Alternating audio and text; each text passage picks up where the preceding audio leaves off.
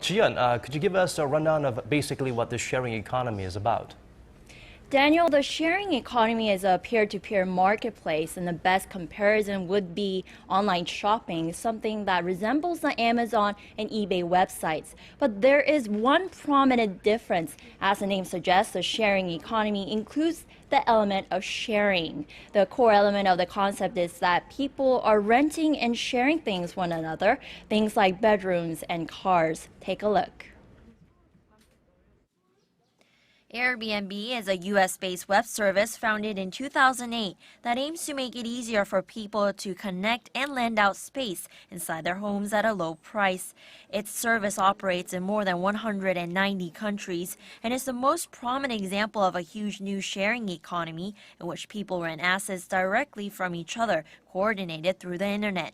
To stay in this traditionally built Korean-style home, it's $80. This is all possible due to home-sharing websites like Airbnb, which connects people like you and me to share their homes. Joe Gavia, the co-founder of Airbnb, says that now is a great time to start a startup business like his, with the emergence of mobile devices and smartphones that instantly connect people around the world. The reason that this is such a great time to get an idea out there into the world, to start a company, is that the cost to do so has never been so low. You actually don't need investment to get an idea off the ground. Meanwhile, there's another startup company called Korea Car Sharing that provides a platform to share electronic vehicles for the members of the public. Founder and CEO Ha Ho-sun said that technological developments have allowed the convergence of the appropriate hardware and software, providing the best platform for a startup company. Right now, the timing is good with high demand for cheaper and environmentally friendly ways for transport. Also, the technological advances make it easier for us to operate as platform providers for electric vehicles. So, Jian, what are the benefits of taking part in this sharing economy? Kon-young, there are several. First, owners of underused assets can make money from them, while the people who are renting those assets pay less than they would have if they were to buy the item outright or opt for more traditional ways of consumption.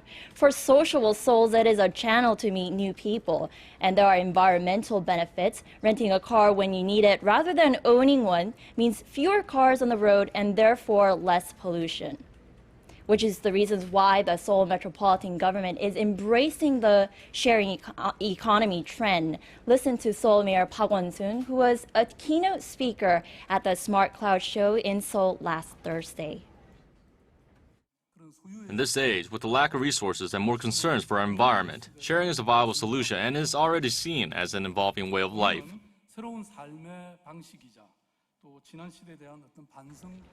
The mayor added the sharing economy is the way to go for a new pattern of consumption in the near future. In response, the city of Seoul declared itself as a sharing city last September and is actively working toward this vision and goal.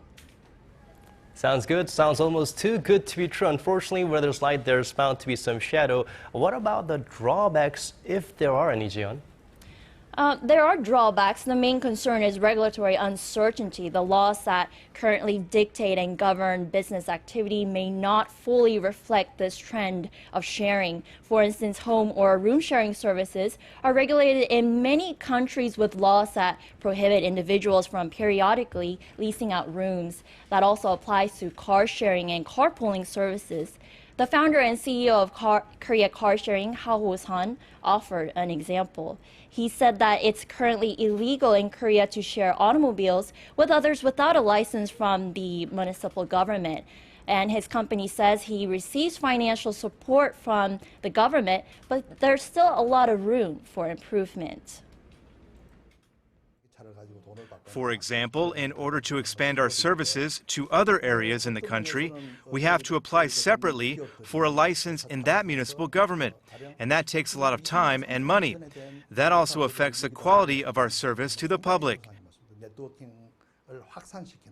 Ha also added that there are many people who use their vehicles that want to move around freely rather than restricted to the city of Seoul. Right, Jian. So how is the city of Seoul responding to these remarks from these businesses? They acknowledge to a certain degree that the current laws are not suited to a sharing economy, but they say that they are working to change that. I met Kim Ji-young, who works for the Social Innovation Division in the Seoul Metropolitan Government, which was set up last year to achieve this goal of a sharing city. We are trying to seek more cooperation with other municipal governments and state-run institutions that have shown an interest in our vision of sharing.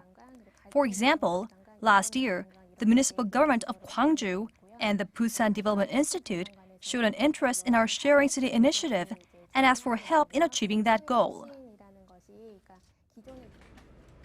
Whether it's homes or cars, startup companies are using the sharing economy and finding ways to utilize the world's idle assets and provide a platform to make them more resourceful. The city of Seoul seems to embrace this new trend by responding to the company's needs. Well, definitely a new trend that's increasingly attracting the attention of many, both here in Korea and elsewhere around the world. Thank you for your report. That was our Kim Ji-young reporting on the rise of a sharing economy. Thank you again once more for that report.